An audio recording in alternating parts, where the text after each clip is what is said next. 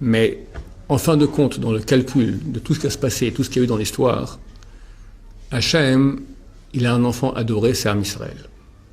Sans Shoah, il n'y avait plus d'Am Israël. Sans parler maintenant au niveau des péchés, etc., qu'on aurait été redevable, etc.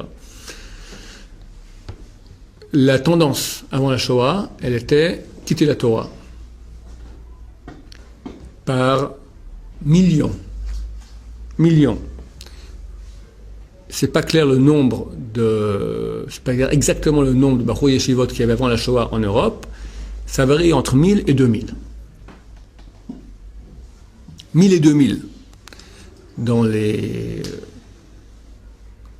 Médiatiquement, je ne vais pas expliquer le pourquoi maintenant, les motivations de cela, mais on veut faire croire que dans la Shoah sont morts beaucoup de juifs religieux, des shtetl, et machins, c'est des bêtises. C'était, on s'assimile à qui mieux. En 1938, des membres du Bund, Bund c'est un mouvement juif, yiddish, parlant yiddish, mais anti-religieux. Ils allaient à la sortie de ces synagogues avec une côtelette de porc, à la sortie des synagogues Yom Kippour. Regardez qu'on mange du porc à Yom Kippour, rien n'arrive. Interview de l'époque, on n'est pas encore assez goy, on fait encore la Brit Mila. C'était à qui mieux. À qui mieux. On continuait comme ça.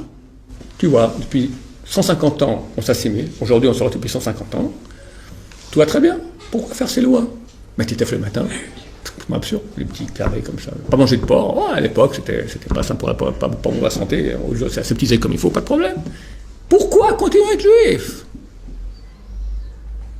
Cette Shoah, même les gens les plus loin de la Torah, quand ils voient un film sur la Shoah, ils disent je suis juif, ça les sensibilise, ça les identifie à ce peuple. Les bienfaits de la Shoah, c'est inimaginable. Inimaginable. Et attends ce qui nous attend, sur proche. Grâce à quoi on vit aujourd'hui, c'est pas par le mérite de cette souffrance.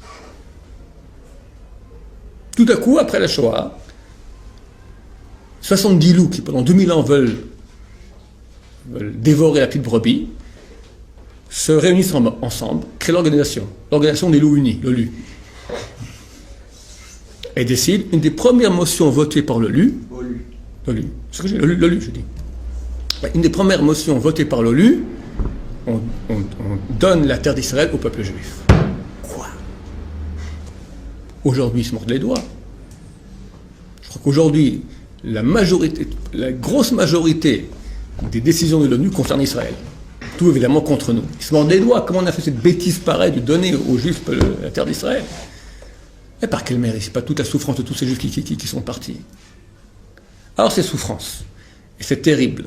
Mais quand tu as une vision qui est réduite au lamazé, alors il n'y a aucune compréhension, mais quand tu comprends maintenant qu'on parle d'infini, et par rapport à un peu de souffrance que tu as ici, tu reçois l'infini, ça vaut le coup. On ne veut pas de Shoah, on comprend que c'est terrible, on ne peut pas tout expliquer non plus, mais il est clair qu'après tout, Hachem n'est pas méchant. Hachem, il est juste et il est bon, d'une justice et une bonté qu'on ne peut pas imaginer dans le plus beau de nos rêves. Donc Dieu, il nous aime.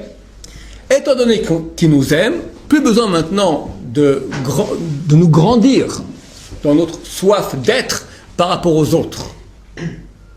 Et quand quelqu'un n'est pas d'accord avec moi, et c'est de me mettre en colère, parce que ça va contre ma volonté, contre mon pouvoir, la source de la colère, c'est quand ça va contre ce que je veux, comprendre que je ne fais rien.